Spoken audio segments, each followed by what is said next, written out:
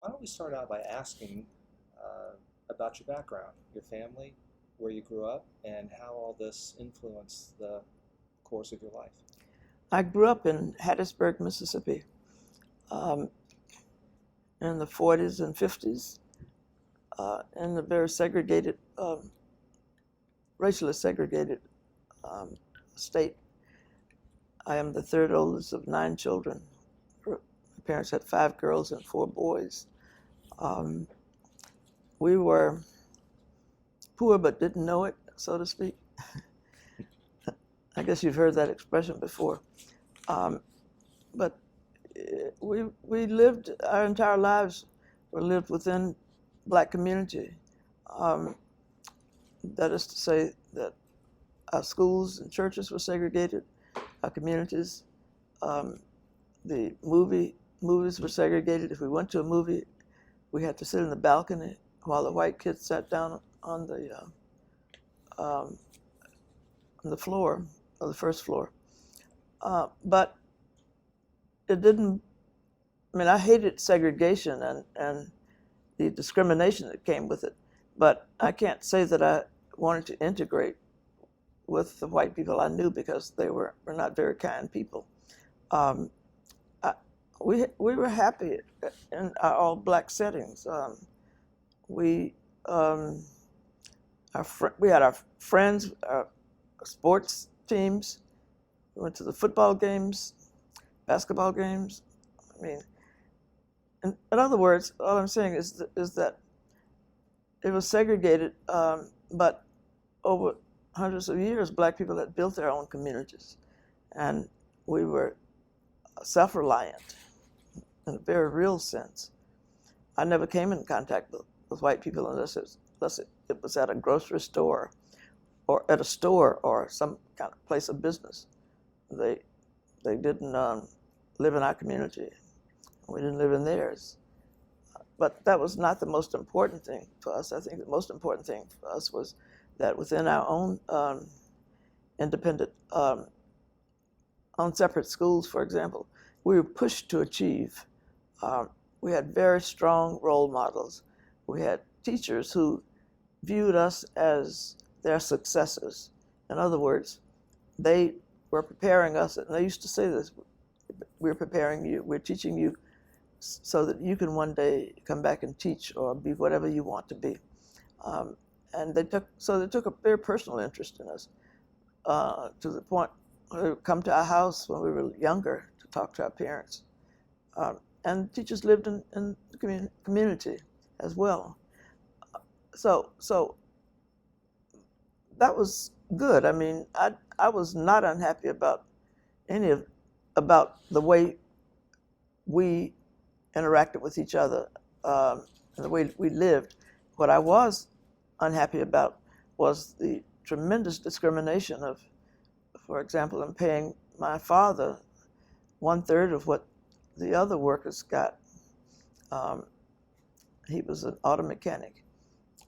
What I was am angry about is that the men who went off to fight World War II, and I'm a product of of that generation. They were promised democracy.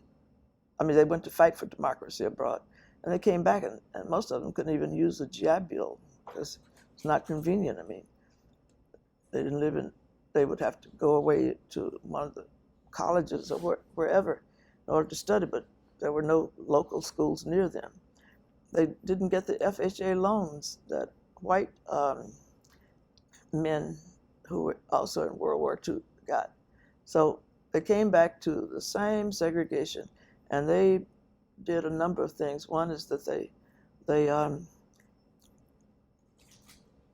were very focused in telling us that we had to be the generation that would change things. Um, they were also joined NAACP chapters. I mean, it's like that was mostly an underground organization because if it were known, they couldn't be hired, or if they already had a job, they could be fired. And yet they imbued us with with a strong desire to achieve and get more education than they had been able to obtain, that they would tell us that you're going to be somebody one day. I remember each time I got my report card from school, we'd walking home, a lady up the street stop us and say, "Little girls, come here, let me see your report cards." And she gave me a dime for each A I made. and this particular neighbor, I always said to the people who were around her, these little girls are going to be somebody when they grew up. And I always thought about them as I was achieving. I always thought about her and her sister and the other people on our street who had a sense of the possibilities of not only myself, of me, but also for the other kids who were in school. They encouraged us tremendously.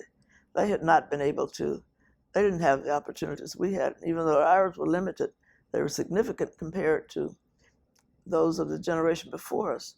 So that's how I grew up. I mean, I grew up with a strong sense of who I was, strong sense of self. My mother was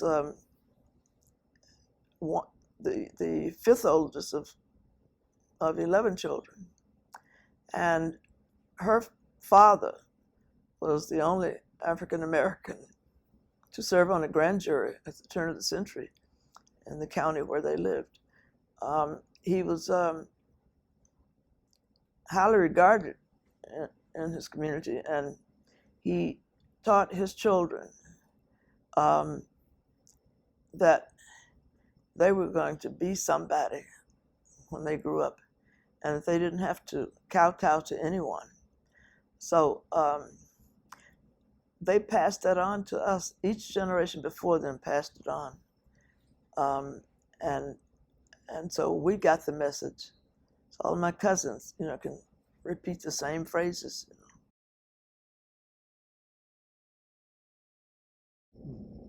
And this is unusual. Kind of the early 1950s when this is happening. In terms of your consciousness forming and right.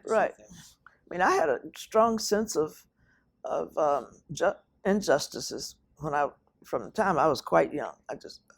There was right and wrong, and if I saw anyone being mistreated, it just broke my little heart. But as I grew older and came to understand more about systematic injustices that were carried out against people because they were of dark skin color, then I slowly formed a consciousness, and I can remember when I started wanting to fight against it. It was probably Emmett Till, maybe even before Emmett Till was murdered. When he was murdered, I think I was going on 12 years old and he was 14. I had never been to the Delta of Mississippi where he was murdered, but I'd heard about it, and it was always told to us in terms of where Black people live almost in slavery, because they live on plantations and they cannot own their own homes, they cannot do this, they cannot do that. And but when Emmett Till was reported missing, even as a kid, you had the sense that he wouldn't be alive when he was found, if he was found. I think that was my clarion call to action, because I vowed that one day, when I was 11, 12-year-old, I said, one day when I get big, meaning grow up, I'm going to make sure that this doesn't happen again. I didn't know quite how at that time, but it was just a strong sense that it could have been me, because I was in his same age peer group, and as children we were coming into our own kind of developing some sort of semi-independence as young people, and all of a sudden here's this boy who was lynched in the same manner that an adult would have been lynched. Not that either of the lynchings should have occurred at all, but they spared no mercy because he was a child. And that was also shocking, that they could murder a child that way. And when you see, I was a reader, a newspaper reader, even at that age. My sister and I used to go to the corner store every day at 4:30. And that's when the newspapers came out. And it cost a nickel or a dime. And we read it from cover to cover. So when Emmett Till, and during the time they were searching for him, all the people, the adults, were talking about that boy up in the Delta was taken by these white men, and they took him off and killed him. They predicted, that he was dead long before. I won't say long before, but before his body was found.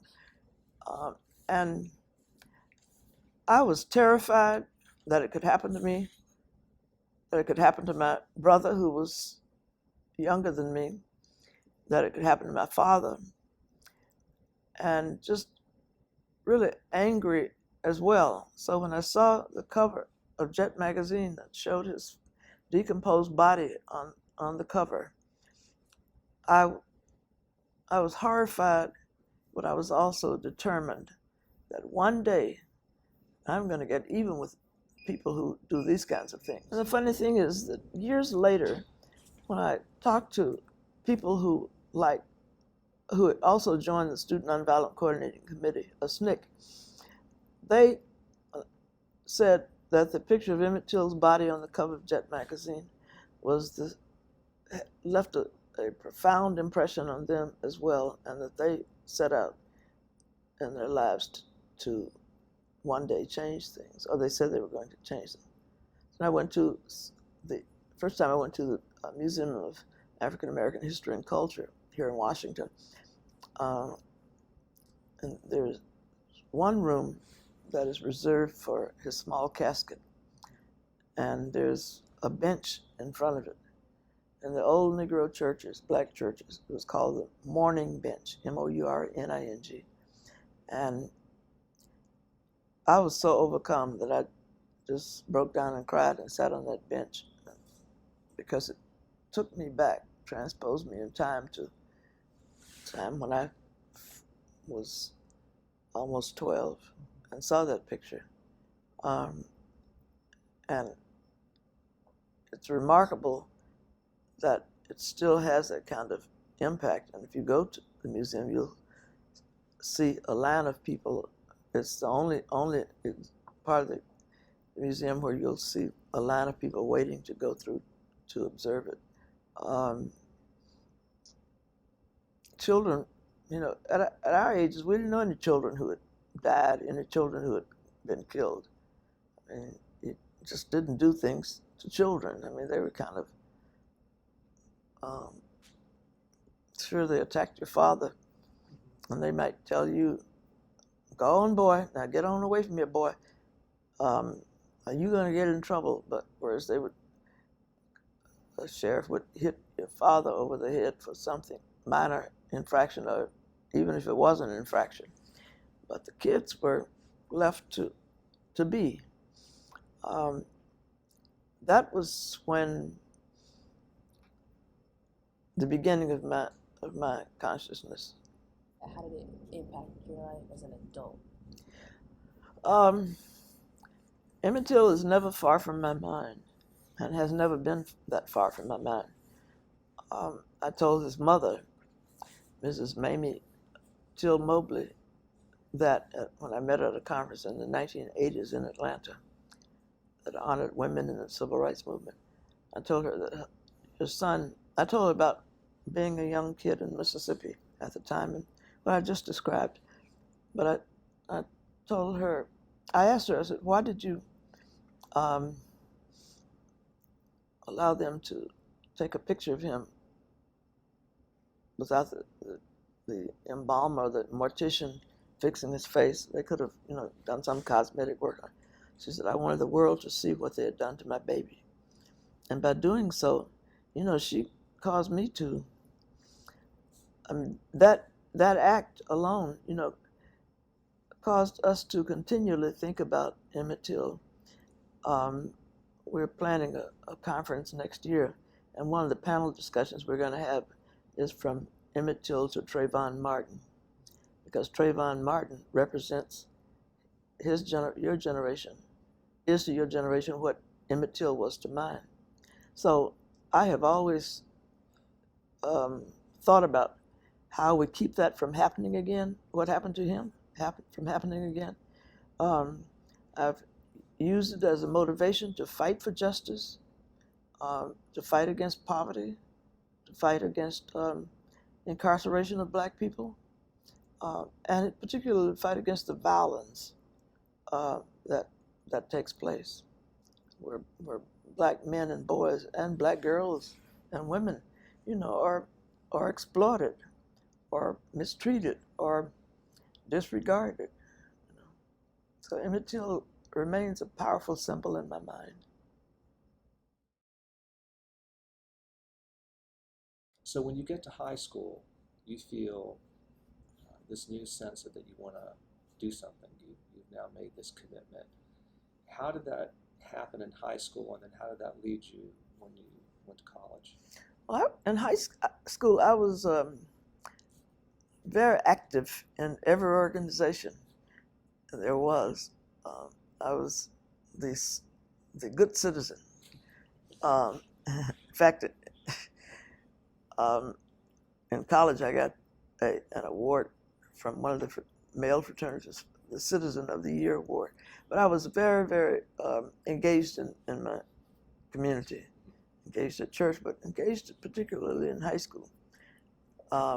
My senior year, for example, I was statewide president of the Tri-High-Wide, which is the black organization that black people's kids' organization was called Tri-High-Wide, and white was White Teens, but they were organized under the auspices of the YMCA. So we had a school chapter, then the district chapter, regional chapter, and then statewide. So I was elected statewide president. Having said that, I was, if we back up a moment, I was highly influenced by a number of people as I was growing up. One was a teacher, Mrs. Zola Jackson, who was my first teacher.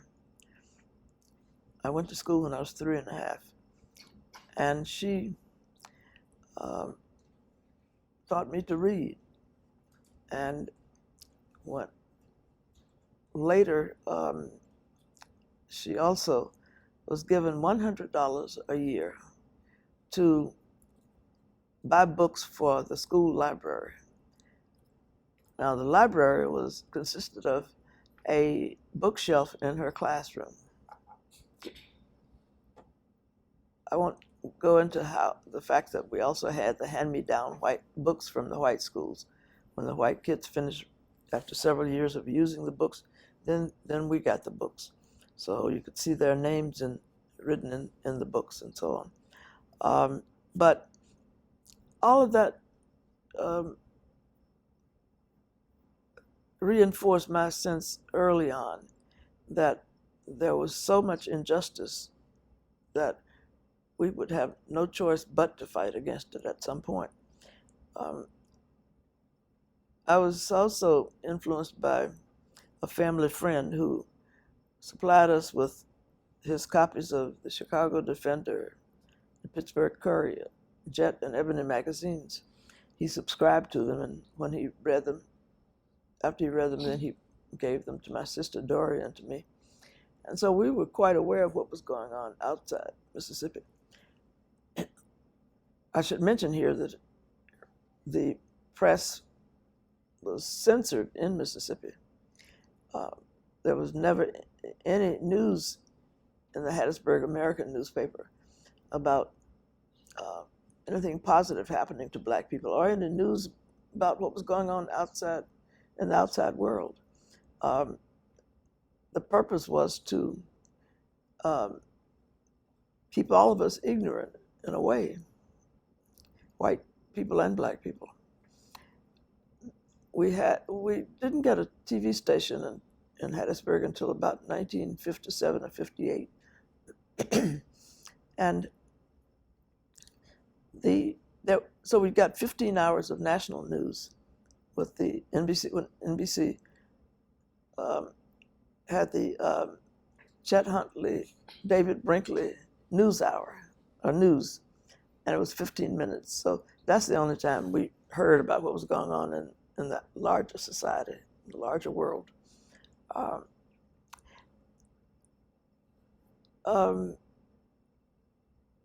My mother's closest friend was a woman named Eileen Beard.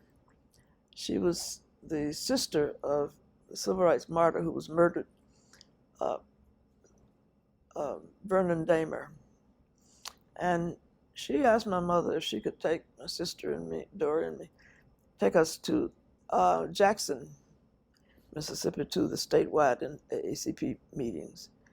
And my mother trusted her enough to let us go. You know, we were 14, it was maybe 1957 or so. This means I would have been, I remember being young, not a full adolescent at all. And I couldn't believe that all these people here believed in Negro rights, as we call them. And it was just the most remarkable thing. My eyes were widened. I mean, the fact that there was a kind of underground group of people throughout the state who wanted to overturn segregation, who wanted to abolish it. And I met kids, I mean, my age, who were also, they were in AACP youth chapters in other cities.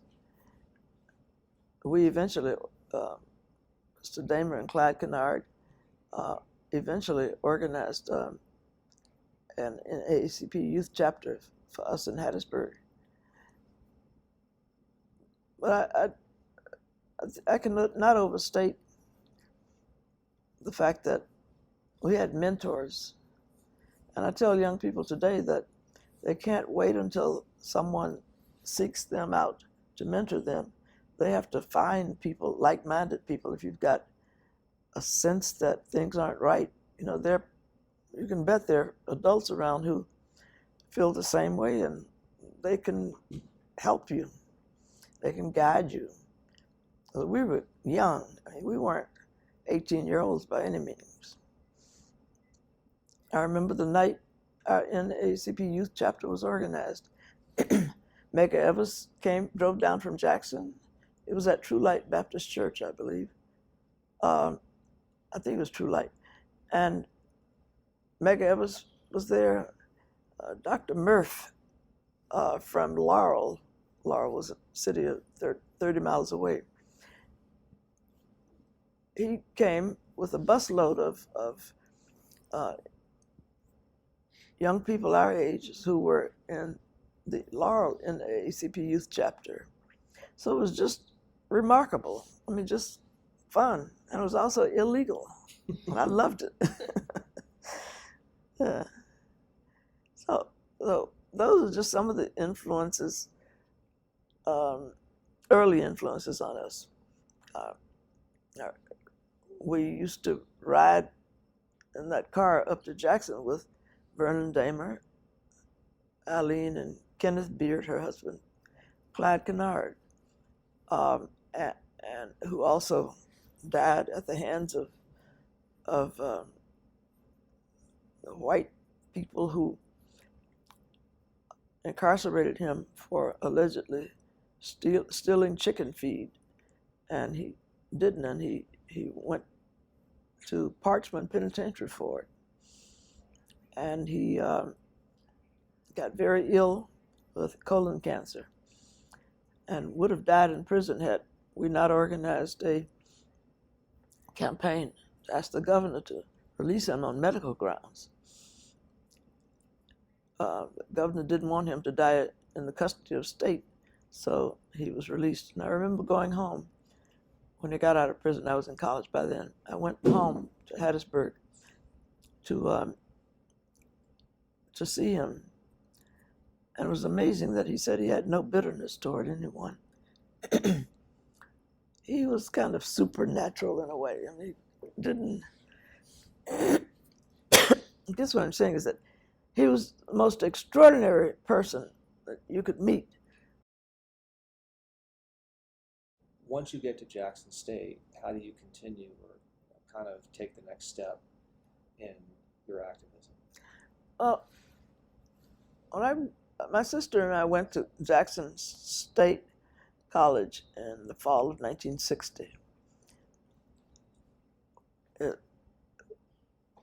First thing that I experienced was just this tremendous sense of joy of being pretty independent, living independently in my life.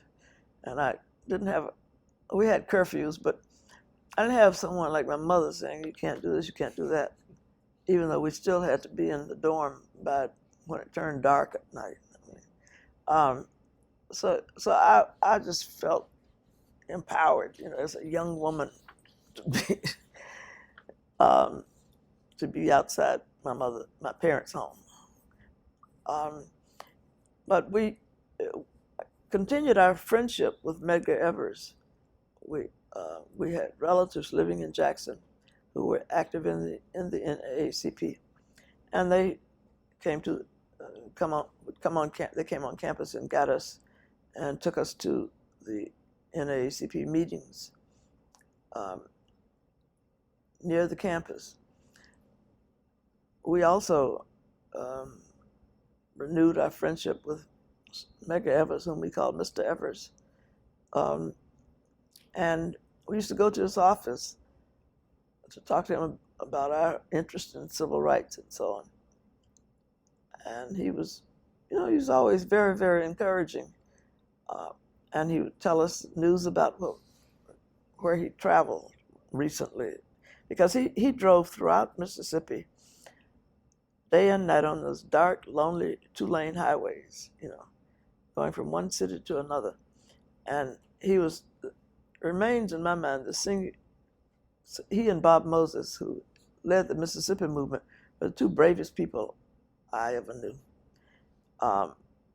However they dealt with their fear, it never crippled them at all. It never interfered with their work. I remember once Bob told me that I asked him how did he overcome his fear, and he said, you had to come to terms with the fact that you might one day die, be killed, and if you come to terms with it, then you proceed and go on and do your work, because you can't allow it to interfere. But we often went to Medgar's office to see him and to talk to him about civil rights.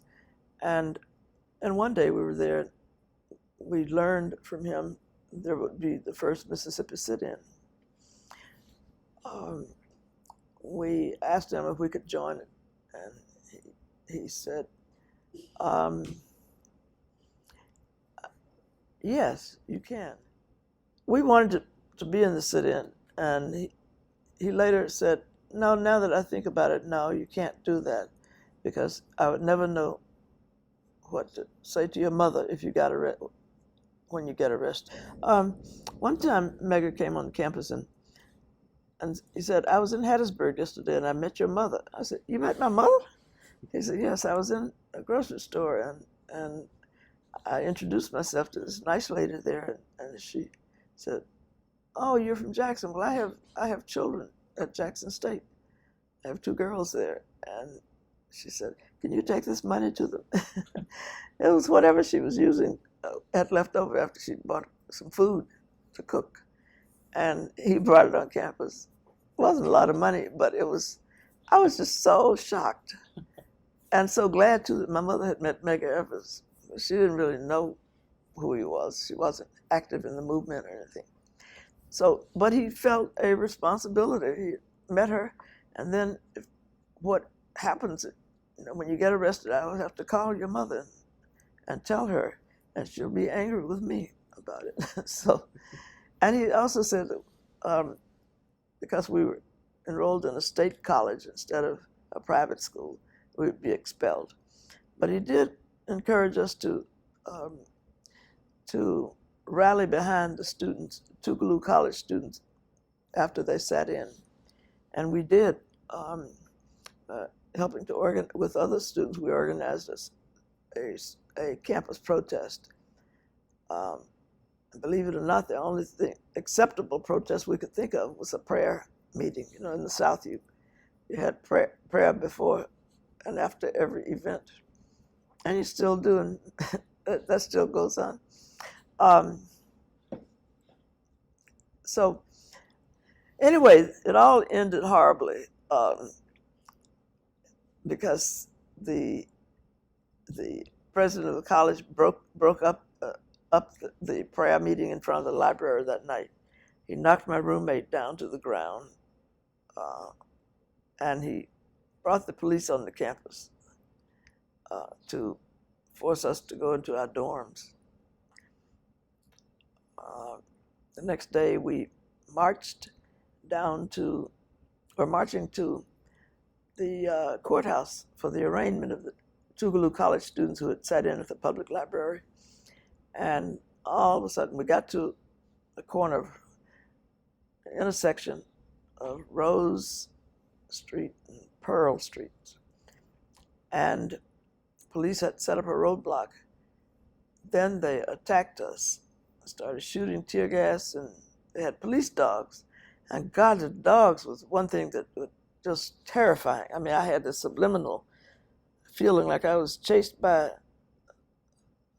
I felt like this is what slaves felt like when they were chased by bloodhounds, And these dogs they had even brought the dogs from another city, from Vicksburg, just for the purpose of breaking up this demonstration. They didn't care if the dogs bit us or whatever. And I heard the shooting sounds, and I said, oh, Lord, they're trying to kill us. And actually it was tear gas, because it made this pop sound like a gunfire.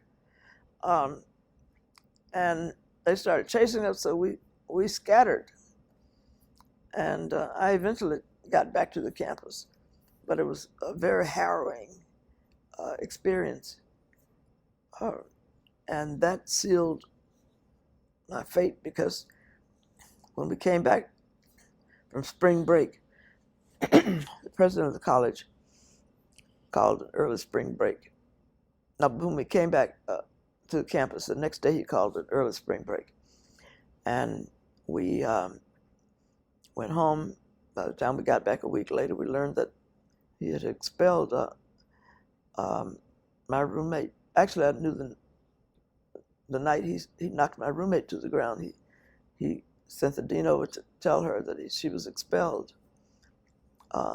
It was horrible. You cannot imagine today living through those times. Now here's a young student, 17 years old, never done anything wrong except stand there to pray a prayer for the safety of the students nearby, at a college nearby, who were in jail that night. In Mississippi's first sit-in, and Mississippi being the last state in the Union to have sit-in protests because it was so dangerous. And yet she was being told that she had to leave by daybreak, be off campus, be out of the dorm. I was so angry and so upset. And we tried to find, there were two of us who were her roommates. There were three in the room. And we kept telling her, you didn't do anything wrong. You shouldn't have to leave campus. I mean, they wronged you. And he knocked you down. And she called her parents. And they drove all the way from the coast of Mississippi. I think it was Ocean Springs, which is far down the coast, going toward New Orleans. They drove through the night, and they tried to see the president of the college the next day. He refused even to meet with them, and they had no choice but to take her home. I have not been able to find out where she is over these many years. I don't know what happened to her. But that was such a horrible, horrible thing to experience. That would be the first of many horrible things that I would experience later with 1963, 2 years later, when Medgar Evers was murdered. That was horrible, horrible. And then 3 years later, when Vernon Dahmer, Mr. Dahmer, who had driven us, to these NAACP meetings, was murdered. Well, I will never forget when my mother called me early one morning. I was in graduate school by then, 6 o'clock in the morning, because I remember looking at the clock when I heard the phone ring. And if I get it off, if someone called, late at night or there was always something bad. And my mother said, I wanted to let you know that Mr. Dahmer was shot. Was in the hospital because the Ku Klux Klan firebombed his house, and he was trying to get out, and he got burned and inhaled smoke. She called later that afternoon to say he died, and the bottom of my world dropped out, because I was thinking again, by 1966, things had gotten better. And the reason he was murdered was because he announced on the radio that anyone who wanted to register to vote and could not afford to pay the poll tax, then he would pay it for them. And the leader of the Ku Klux Klan in a town nearby, not far from where he lived, has heard that announcement, and he and other Klansmen came to Mr. Dahmer's house and shot. They did two things. They torched the house to burn it down. At the same time, they were shooting into the house. He got his wife and 2 young kids out through the window, the back window, and he kept shooting at them, trying to stave them off long enough for his wife to drive herself and the children get away. But he inhaled too much smoke, and he suffered burns. That was horrible, horrible. That death was so close to me. As was Medgar Evers. And I've thought a lot recently, at my older age, recently about how these deaths that we experienced when we were young, the violent deaths of these civil rights activists that came when we were so young, when you, in other ways, expect to be living a carefree existence, not have a lot of troubles, in college enjoying yourself, or in high school, or wherever. But the thing about racial segregation and the violent side of it was that you were always a victim, a potential victim. You were one step away from being shot down or chased by the Ku Klux Klan in your car, or attacked physically, or harassed by telephone. And there was no sanctuary, there was no safe place to be. I've been in cars driven by civil rights workers, by guys when you really, they were driving and we had to outrun, some people who were chasing us in their cars, or outrun a local police officer. Because you couldn't stop. I mean, if you stopped, they could kill you. So what you tried to do was to just get away. And they always had the girls like us sit in the back seat of the car, because if a bullet came, they wanted to be the first to take the bullet for us. And that's one of the things that bothered me most about the attacks some white women made against Stokely Carmichael and other men in the movement. And they described, Stokely once made it, he could be very funny at times, but when there was a discussion about what is the role of women in the movement, and he quipped, well, the role of women in the movement is prone, and that is lying down, And he was joking, and because the discussion went on, and after the quip was over, they had a serious discussion about what should women be doing in the movement. But people who didn't understand the context didn't know Stokely, didn't know the other parties involved.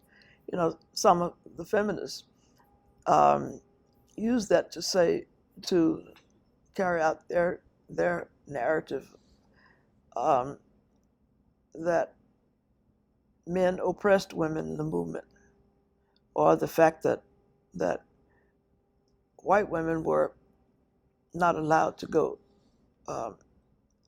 out in the community to knock on doors, to canvass for registered voters or whatever, that women were being oppressed.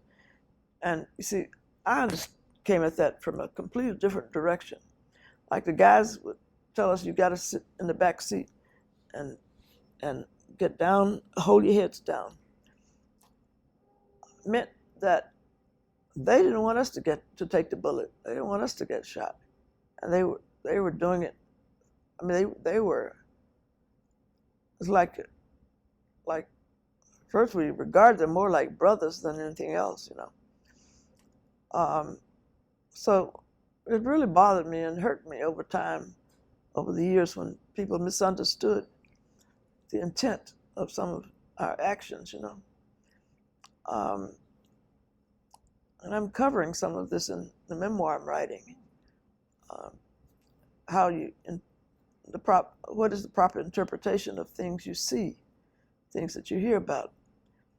What is the proper context?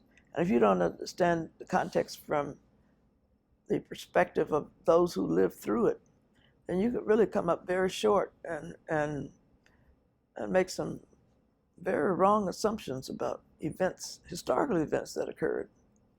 You understand what I'm saying? Yes. The reason white women were not allowed to go out into some black communities and knock on doors and try to get people to register to vote was because they were lightning rods for white racists. White racists, there's nothing they hated more day to day than knowing that there were white women who were living with black people during Mississippi Freedom Summer, that they were living in communities, in black communities. Because in this Deep South and during that era, white women historically, were among these people, these vile racists. White women were considered by them to be the epitome of racial purity, and to be placed on a pedestal. And the idea that these white women lived among black people, and if they saw them walking around down the street with a black guy in the movement, for example, and they were both knocking on doors or organizing a mass meeting at a church, or they were living in a freedom house where a lot of civil rights workers would live in this house independently. they would get very, very angry. And it wasn't about oppressing anyone. It was about staying alive, about not being killed. And so, anyway, that's my spiel on that. I always get upset when I think about this. But as a retired professor, I will continue to enlighten people on the true meaning of some of the actions that were taken 50, 60 years ago. Can we talk about Tougaloo a little bit? It's Tougaloo College. Well, okay, go back to Jackson State. After Eunice was expelled, the president of student government was also expelled after that demonstration at Jackson State. We were called in, that is, Dory and I were called in to the dean's office, dean of students' office, and his name was Oscar Rogers. He was a Tougaloo College grad. He called us in and he told us that he wanted to inform us that we were being expelled, that we were allowed to finish the school year. I mean, we had, I guess, a month left, but we couldn't come back. And, naturally, we wanted to know why. And he said, I know that you were involved in this, organizing this protest. I also know that you've been slipping off campus and going up to Medgar Evers' office. And we were some brash and abrasive 17 and 18-year-old young people. So one of us said, we're glad that we're being expelled. I hate this school. And other of us said, you're stricter than mother. I hate Jackson State. and one of us said, and we're going to transfer to Tougaloo College. I had no idea how we were going to get into Tougaloo, who was going to pay for it, because it was cost twice as much to go to Tougaloo as a private liberal arts college than it did to Jackson State. But we were not to be outdone, because we saw this dean as a symbol, called him an Uncle Tom. We saw him as a symbol of holding black people back. And I've wondered forever, how did he find out that we were going to Medgar's office? And the best I can come up with is that the office was bugged. And I'm sure Medgar's office was bugged anyway. And that and his phone was tapped. And somehow the Mississippi Sovereignty Commission, which was the secret police, that they fed this information back to the college about our going in and out of that office. But I felt quite liberated. I felt, just as the young people use the word agency now, I felt I was all in my agency. I come of age, especially when we could tell him off. The two of us together, one of us separately would not have, we would have been the same people, but it's like when twins get together and they talk, finish each other's sentences, and they're right in tune. Dora and I were the same way. I was like 15, I'm 15 months younger than she. And we went toe-to-toe, head-to-head with him. I mean, it was like we often feed off each other. So Dora was much more outspoken than I was. She was the big sister, and I was like agreeing with her. Yes, yes, yes. I mean, she always took the lead. But then one of the faculty members, this is Aurelia Young, who was the wife of one of Mississippi's 4 black lawyers in the state, Jack Young. She taught music at Jackson State, and she drove us out to Tougaloo to apply. Drove us out there to apply college, and we got in, and it was the best decision that unintended consequence that could have happened to us, because that's when I began to just grow and completely come into my own, because Tougaloo was a lot like many other private HBCUs, had a long, long history of fostering independence. And since it received no state funds, it was an independent institution, and police could not come onto campus and or at all. The racists couldn't drive through the campus in their pickup trucks and rebel flags, or burn fiery crosses. I think they did burn a cross once in front of the president's house, but there were also, guards on the campus, and sometimes the male students would bring their guns out and patrol the campus at night. It was a completely different place, but I felt I died and gone to heaven when I went to that school, because I had never in my life experienced the kind of a sense of freedom, and to be encouraged to express, to inquire. I mean, it was like such a strong sense of intellectual inquiry. There were no questions that were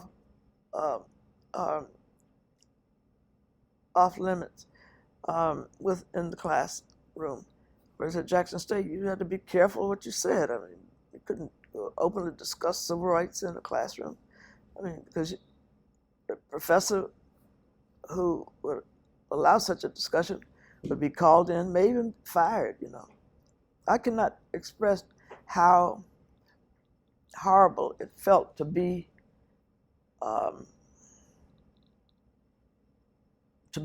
so oppressed that you couldn't even express what was on your mind freely. It was terrible. When all the students came out of their dorms that night for the protest, I was shocked. I mean, because there was no way to gauge who else felt the way you felt, since you couldn't talk about it openly. And there were like hundreds of students out there that night. Maybe 400 or 500 students, not sure. It's noted in one book that it was 1,200. That's not true, because a lot of the students lived off campus. But it was so gratifying to see that there were other people who felt the way I did, or I felt the way a lot of other people did. And so going to Tougaloo was a blessing, because our professors, first of all, it was a liberal arts college, and we studied, religion, philosophy, logic. You studied. I got a broad education. It was not confined to education to being trained to become an elementary school teacher. Not that there was anything wrong with that at all, but it was some of our faculty. I remember one faculty member take us students to the Ethical Culture Society in Jackson. It's not quite a religion, Yeah. I remember Martin It's Luther. pretty subversive for Jackson to have that. Yes, I went with other professors to the Unitarian Church, and it was remarkable. It was a remarkable education. Our professors later on, when in the throes of the civil rights movement, our professors would go to jail in the protests as well. I went to jail for a time for trying to integrate a white church.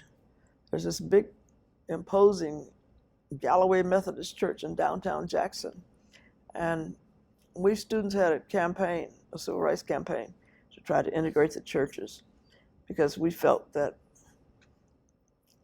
in in quotes, in God's house, how could they turn you away and say that you don't have a right to worship? Because if they truly believe in God, how can you decide that you can worship and that other people cannot? I mean, would God segregate people according to their race? We wanted to, actually, we were trying to force the moral questions, pose the moral questions to these church members and to the ministers and so on. And I was invited to the church by one of our faculty members, John Gardner, who taught, I think he taught math and physics. And he was a member of that church, and so I went with him. And as soon as I got inside the side door, we went through the side door. First of all, let me back up a minute, because as soon as we left campus, the police were sitting outside the gate of the campus, and they would follow us whenever we left the campus to see where we were going and what kinds of civil rights work we were going to get involved in, so they could arrest us or whatever.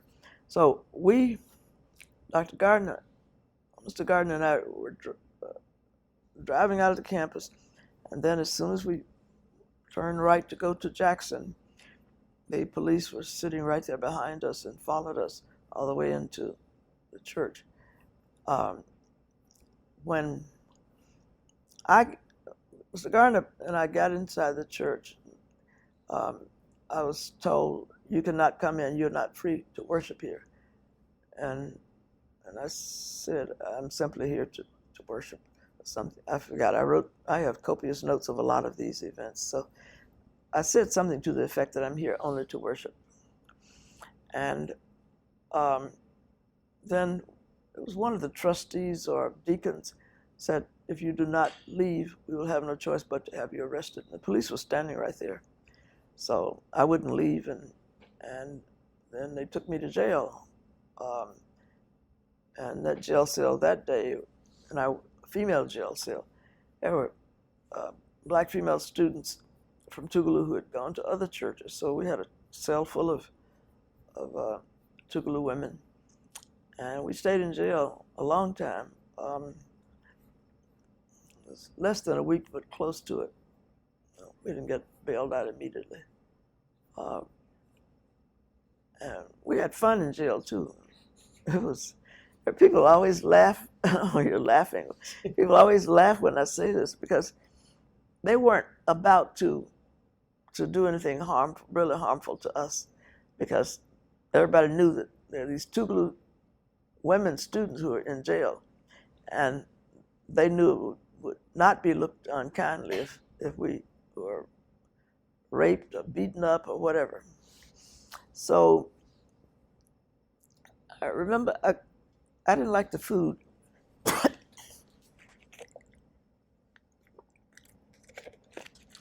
For each meal, we had cornbread and rice and syrup for breakfast. Lunchtime, we had beans and cornbread. Dinner, we had beans and cornbread. And my stomach was not hearing about eating these beans all the time. So I stopped eating. And the chief of police came to the jail cell one night, and he asked me, he said, "I understand that you're sick, and I'll take you to the hospital." And I said, "No, I'm not sick." He said, "Well, you're not eating." I said, "I just don't like the food." I wasn't on a hunger strike or anything, but he got really, really worried. He said, "But I will take you, and they can check you out and see if you're okay." And I prevailed upon him that I was quite okay. I just didn't like the food. But that week, we were in jail. We met some local women who would get locked up on weekends for all kinds of disturbances and so on. But they actually protected us. They were very, very kind. I mean, they they had been in jail before, so they knew what happens and so on, and they make sure that we were okay and so on. And one of the funny things that happened, now that I look back on it, is that we'd all been looking forward to UN Ambassador Ralph Bunche, who was ambassador for refugees, I guess, at the United Nations. My mentor, Dr. Ernst Berinsky, a sociologist, had invited Bunche to speak at the college on United Nations Day, and we were all looking eagerly waiting, planning to attend his speech, his lecture, and we were in jail, and so we sent a note to I guess I have a copy of the note actually to one of our faculty people, and asked them if they could make that when they went to get Ralph Bunche from the airport, they could stop by the jail for us to meet him. And I didn't realize until sometime later that he had actually come by the jail, but it wasn't visiting day, which was Wednesday afternoon. So we didn't see him. But I'll never forget that Ralph Bunche stopped at the Jackson Hines County Jail to see these incarcerated college students, and they wouldn't even make it. They made exceptions for no one. My boyfriend came on a day other than Wednesday to see me, and they wouldn't let him see me either. So, but as you get older and think back on these things, we didn't consider ourselves extraordinary in any way. We were very ordinary. We were like other students. We had other lives. I mean, civil rights was part of it, but we were full-time students as well. I always had one foot in activism and another in the academy. And I wouldn't have been a whole person or a happy person if I didn't have both. And when I matured into my profession, I was a scholar activist, because I like still to be referred to, because I was also very, very devoted to my studying and to achieving, so that when I graduated from college in 1964, I was 20 years old, and I went direct to graduate school at Washington University of St. Louis, and I finished in 4 years later, in 68, and I was 24. I became involved in SNCC when I went to Tougaloo, the fall of 61. I met some of the freedom riders who had gotten out of Mississippi Parchman's Penitentiary, and they decided to stay on in Mississippi to organize. I met Diane Nash, who was a student at Fisk and led the Nashville movement. Met Jim Bevel, who was her husband. I met Paul and Catherine Brooks. I think they were students at Tennessee State. I know she was at Tennessee State, and he was a minister too, like Bevel was. He may have been at the American Baptist Institute or college or whatever, university in Nashville. But they lived in a house on Rose Street near where we were arrested, near where the cops broke up the demonstration with the dogs. And we used to go, Dory and Jimmy Travis, or about Lawrence Guillot, and I used to, maybe some other students as well. There were a handful of us who went over to what was called the Freedom House, where they lived, on Saturday afternoons. And we'd go out to canvass and to register voters. But that was the house where people who were passing through Jackson would often stay. They'd stop there. And we met other civil rights workers, who were coming to Mississippi at the time. And so I can say that Diane became the first SNCC field secretary. And then Bob Moses, I met Bob Moses, who had been down in Macomb earlier that summer, working in the movement. Marion Barry had been down in Macomb.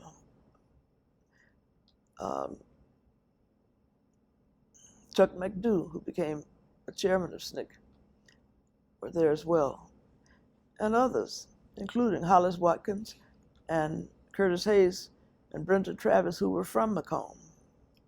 They'd grown up there. They became very prominent in the movement.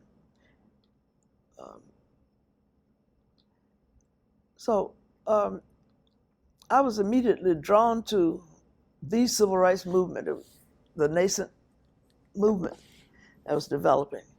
And I had the freedom to go to there was an office on Lynch Street, up the street from Jackson State. Just before, during this spring of, before school, before the academic year ended, during our freshman year, we were at Medgar Ivers' office. On one of the trips at Medgar's office, visits at Medgar's office, he introduced us to a young man whose name was Tom Gaither. He said, "I want you to meet Tom Gaither, and he's come to Mississippi to help us get our freedom." That's all he said about him. He didn't tell us how the freedom was going to be obtained or whatever. But in time, we got to know Tom, and he had an office on Lynch Street, and he was actually doing the advance work for the freedom rides that were going to occur later that summer. Tom, so we got to know him and learn more about the real movement that was coming to Mississippi. He said that spring, May or June, that young people would be taking buses to test the would be riding buses first from Washington down through the South to test all of the public facilities in the bus stations. What that meant was that in the Deep South, they had separate facilities, bathrooms and waiting rooms too, for whites and for blacks. And if you were black, you couldn't go into the white waiting room. Vice versa, if you were white, you couldn't go into the black.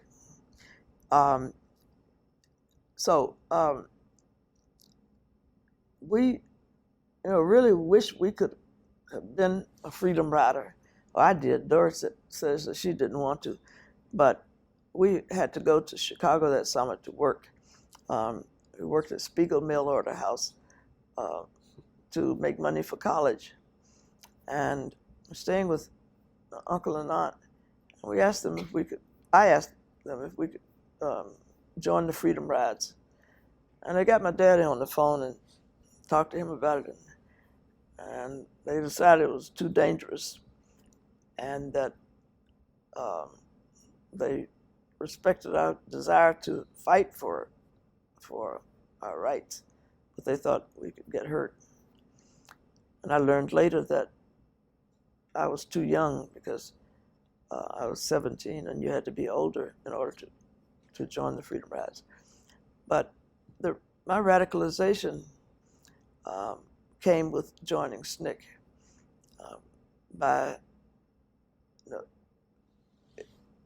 In the fall of '61, when we got back to college and went to Tougaloo, it was a time of acceleration of the movement in Mississippi. Different people were coming to the state. One former student, one guy had dropped out of Oberlin College, and he came and established a newspaper called the Mississippi Free Press. In fact, I saw him and his wife when I went to the opening of the Mississippi Civil Rights Museum. It was amazing to see again after all those years. We started hanging out at that office, the Civil Rights office, and as we met more people and like-minded people and saw doing our voter registration work and so on, it was just a matter of the many ideas and desires to see a changed Mississippi began to take form. It was also the time when Diane Nash and some of the others who stayed on in Mississippi decided they wanted to continue to fight direct action, like testing segregated facilities and so on. And then another group, people out of Macomb, were more interested in voter registration, because as a native Mississippian, I identified strongly with the voter registration, because for us the logic of it was that if you have the vote, you're empowered to remove people from office who are keeping you in bondage, So you can vote the sheriff out of office, and the mayor or whatever. And eventually, the group that held sway was those who were more politically active in voter registration.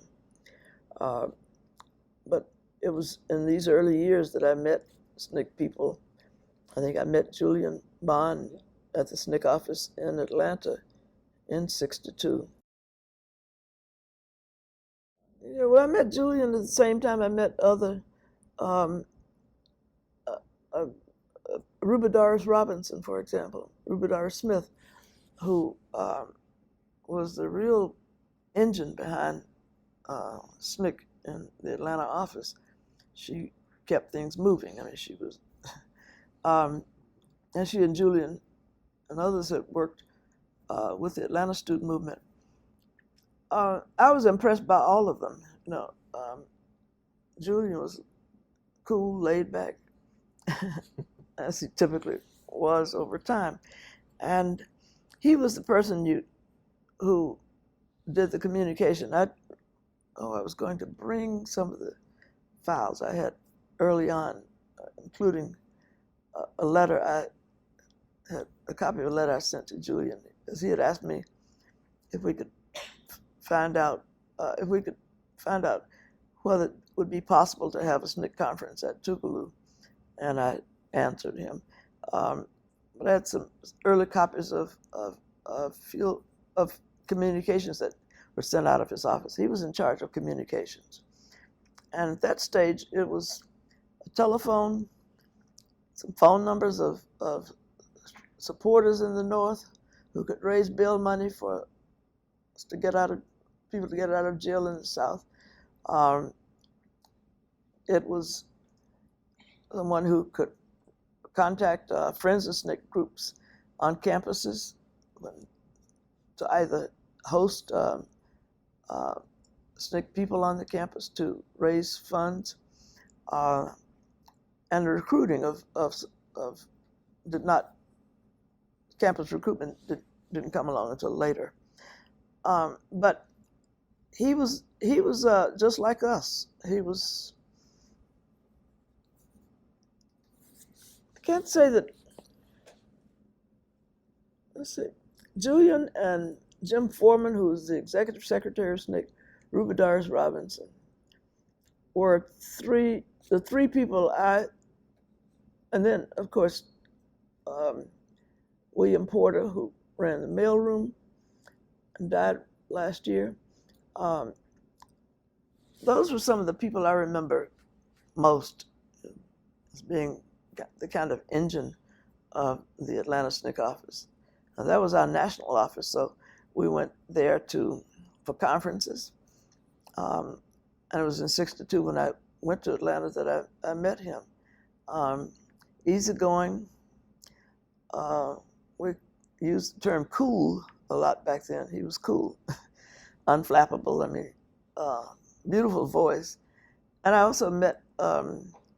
So he had the voice even at 23 and 24 Oh, years yeah. old that he had later on in his life. He had the voice. It was developing. It was not as strong, heavy, and coarse, horsey. I mean, not as strong as it became, deep, I should say, as it became over later years. But he had the voice. He was friendly. He's the same person he was later in life. He was easygoing, very easygoing, smart as hell. I'm sorry, extremely bright. Smart as hell. Smart as hell. Yeah. And, we counted on him to keep us informed out in those of us who were not in other parts of the country, the South. He was the one who sent out the press releases or reports about roundups about what was happening. And so he was clearly, a central player, and very much as director of communications in a very critical role. How important was It that was office? critical.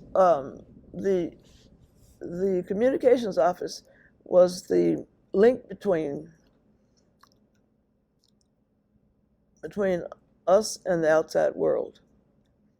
You could do all the voter registration work, protests, or organizing, mass meetings in churches. All you wanted, you could do that forever. But if that was not communicated to the broader world, they didn't know we existed. You see, we had no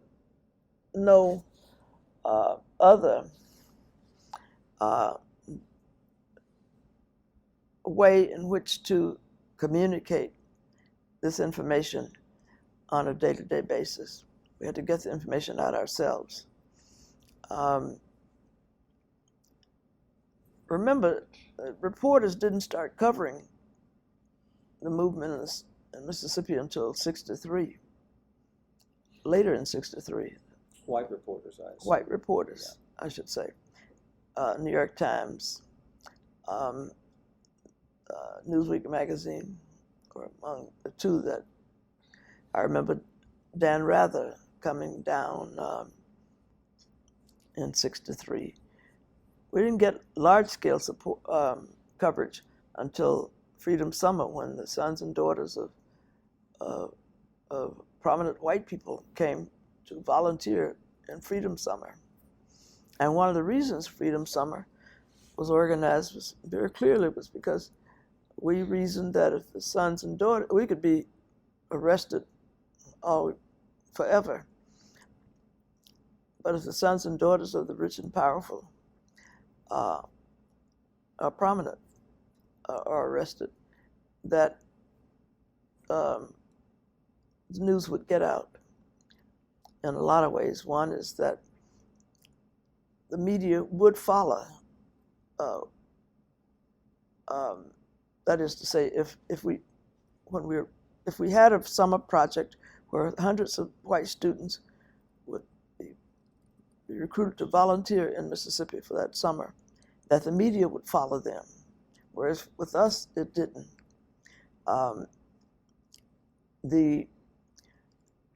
And we felt also that their parents would contact members of Congress.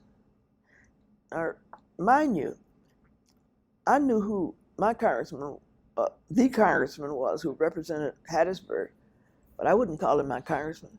I would never call his office to intercede with anything, because they were racist. They would call you nigger. They were horrible people. They represented white people and not us. So the communications office got the information out anyway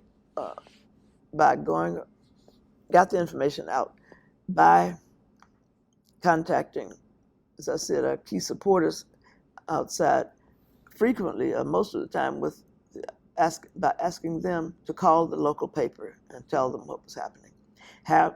Called the local paper and have them call the sheriff in Greenwood, Mississippi, LaFleur County, call the local paper and have them inquire, tell them they're writing a story so they could inquire about some arrests in Hattiesburg or in Jackson or Greenville or wherever. Call friends of SNCC campus groups around the country and have them make inquiries by calling the police office and to say that they're inquiring about some of the arrests. Oftentimes they wouldn't even tell us whether they'd arrested someone we knew they had. They wouldn't confirm it. But we felt that if there anyone else could make those calls and make those people aware that they were being watched, that they were being held accountable, even if it was by people far away, that it would help. So the Friends of SNCC campus groups were also a good source of fundraising as well. SNCC workers would, like the Freedom Singers, SNCC Freedom Singers, performed on campuses in the North and raised money. But Julian's communication shop, first it was just, he was the lone person running communications. Then Dottie Zellner started working with him. And the tougher times got, the more arrests or beatings, shootings occurred, the more critical the communications office was. Contributed to the sense of legitimacy that he was able to develop and that people trusted him. Well, it was his persona. He was educated.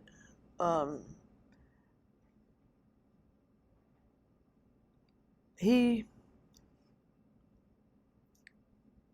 engendered trust. He was not loud and pushy. And I said, cool. That was critical because appearing unflappable outwardly, I mean, he wasn't unflappable inwardly at all, but outwardly, was so important because he could call a Natchez and ask the police if they arrested so-and-so, someone. He didn't speak slowly like typical Southerners do.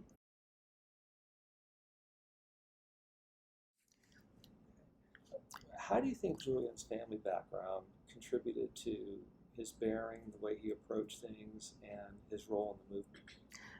I think it shaped who he was. His father and mother were what I would call race men and women. There was a term back then.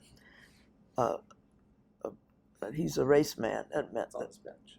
Hmm? It's on that bench. Yeah. I was up there for the dedication. Yeah. Dr. Bond was a race man. Mrs. Bond was a race woman.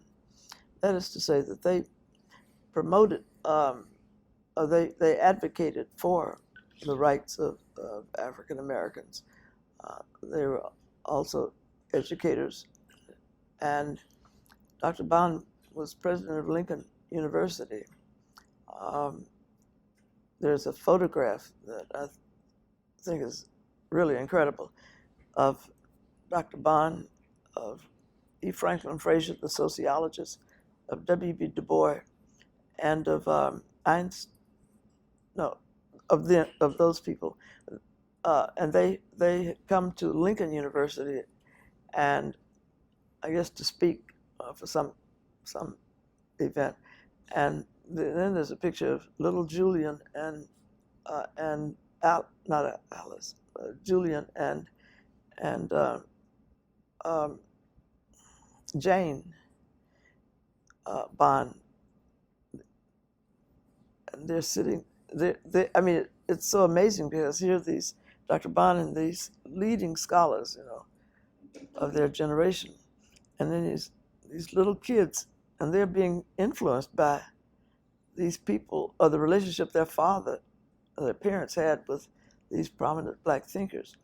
There's another photograph of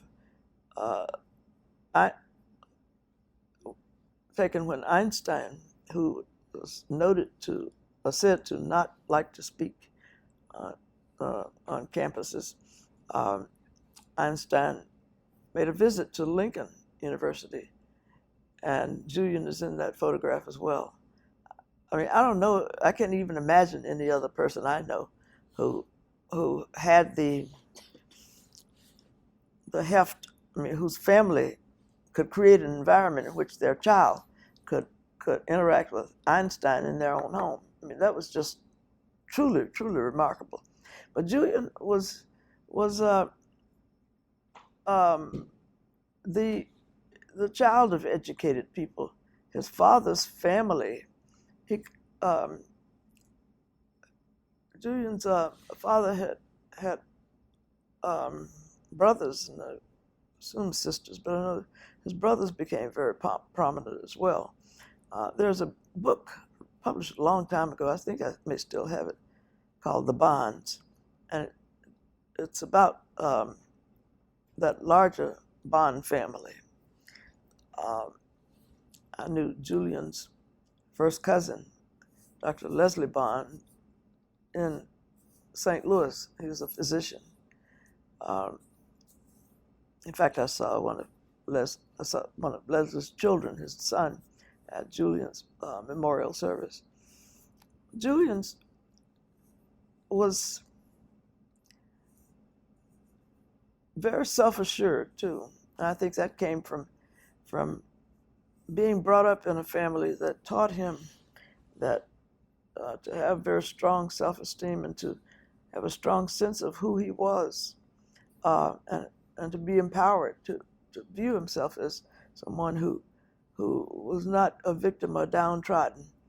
And I think he was also taught that to fight for the rights of others, because his parents were active in the struggle for civil rights. And I think he had to have been taught that there, but for the grace of God goeth out, that he could have been downtrodden. He could have grown up under different circumstances. And also, he grew up in segregation, no matter how prominent his family was. When he started demonstrating in the Atlanta student movement in 1961, the lunch counters were not desegregated, so he lived in segregated society. I thought he was, I used to watch him up close as a father, and when he and Alice had 5 children, and he loved having those little kids around him in the office. And it was, I got to know him real well when I moved to Atlanta in '69. And in fact, when I was leaving Atlanta to go to Tanzania for a year, they gave me a going away party at their house. And my sister married at their house. She was particularly close to them as well. But as I said, he was charismatic. He could go toe to toe with anyone. He could hold his own in debate. He had several of his students over the years interview me for the class he taught here at American University, oral history class. I went back and looked at the copy of the paper that one of the students wrote, and it was well over 100 pages and had like 10 pages of documentation.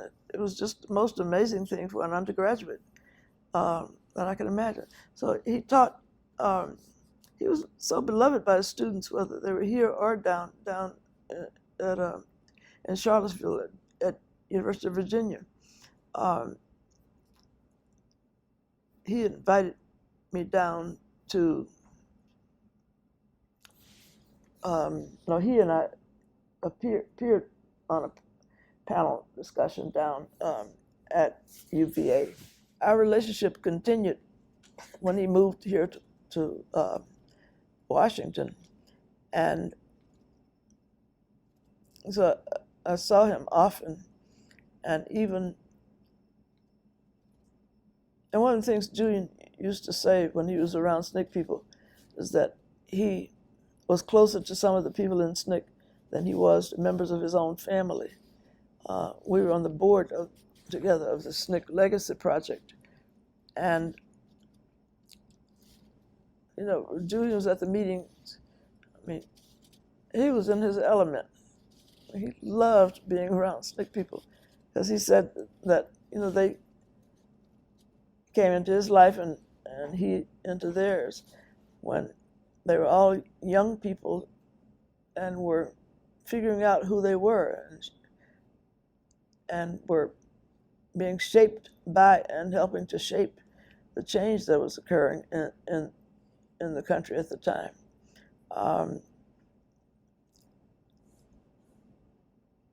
He was a remarkable, remarkable person. How do you see Julian's legacy in the civil rights movement and as a human rights activist more generally? I think first thing I would say is that he stayed the course through his entire adult life. He was a strong advocate for civil rights. A lot of people were active in their early years and then dropped off the scene entirely, or they would come back into special events or whatever. But Julian was very, very consistent with his advocacy. I think one part of Julian's legacy is his consistency and his lifelong dedication to fighting for the rights of those who needed advocates most, principally African Americans. But he was equally outspoken on gay rights, for farm workers, for any group that was being oppressed. He will also be remembered as, and in that regard, he made the transition from SNCC to the NAACP leadership almost seamless in a way. I used to be surprised. Would you ever have seen that coming? No, I joked with him. About being active in the NAACP when he was, back in Atlanta, because I said, from SNCC to the NAACP, I said, you remember how we were regarded by the NAACP as troublemakers, and we thought they were like old fogies and didn't know, were too conservative for us. And he just smiled, laughed. But he was also, I think his legacy is that he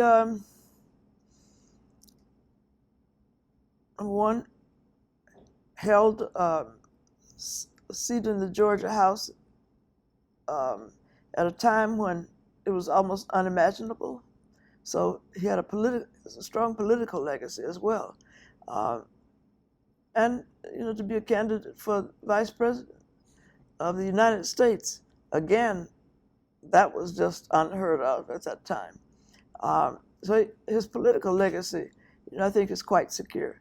He also shaped the way we viewed a lot about the 21st century America in his writings and in his eloquent way of expressing, of analyzing and expressing. It's like the chronicler of the era, of our era.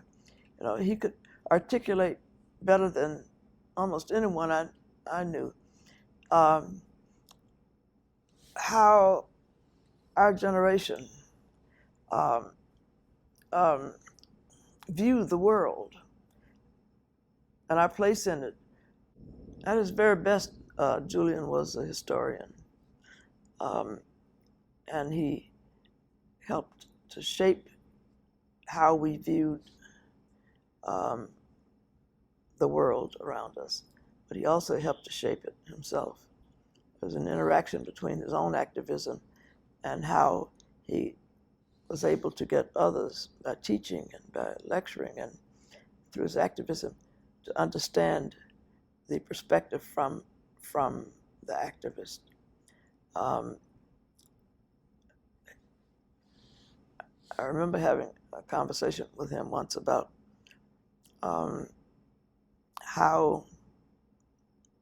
about teaching, and I was so impressed with the fact that in his later years, what he turned to was teaching, because in so much of his other work, he had done just that, communicating.